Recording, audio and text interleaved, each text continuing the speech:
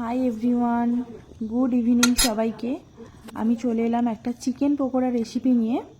দেখো আমি এখানে 500 গ্রাম চিকেন নিয়েছি, তার মধ্যে দিয়ে দিয়েছি আদা রসুন আর কাঁচা লঙ্কা পেস্ট। তারপরে দিয়েছি এর মধ্যে টক দই, স্বাদ মতো দিয়েছি লবণ, আর একটু কালারের জন্য দিয়েছি হলুদ গুঁড়ো আর কাশ্মীরি লঙ্কার গুঁড়ো, যাতে কালারটা একটু ভালো হয়। তারপরে এতে দিয়ে দিয়েছিলাম 1 চামচ আমি গোটা ধনে জিরে গুঁড়ো দিয়েছি। তারপর আমি এটাকে ভালো করে ম্যাগিনেট করে নিচ্ছি। দেখো ম্যাগিনেট করে বেশি না 7 থেকে 8 মিনিট রেখে দিচ্ছি।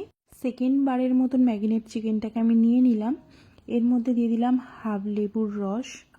তারপরে এটা ব্রাইটনিংয়ের জন্য এর মধ্যে দিয়ে দেবো 1 চামচ কর্নফ্লাওয়ার।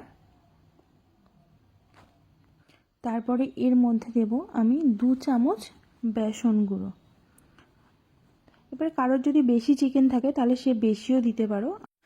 আমি এখানে একটা ব্যবহার করছি একটা ডিম, টেস্টটা আরও সুন্দর করার জন্য। তোমরা চাইলে এটাকে অ্যাভয়েডও করে যেতে পারো, ঠিক আছে। তারপরে এই সব কিছুকে একবারে ভালো করে মিশিয়ে নেব। ভালো করে মিশিয়ে নিয়ে দেখো মেশানো হয়ে গেছে। এবারে মেশানো হয়ে যাওয়ার কিছুক্ষণ পরে আধা ঘন্টা রেখে তারপরে আমি এখানে ফ্রাই করব কিভাবে সেটাও তোমাদের সাথে শেয়ার করছি। দেখো ফ্রাই করার জন্য আমি নিয়ে নিয়েছি কড়াতে সাদা তেল।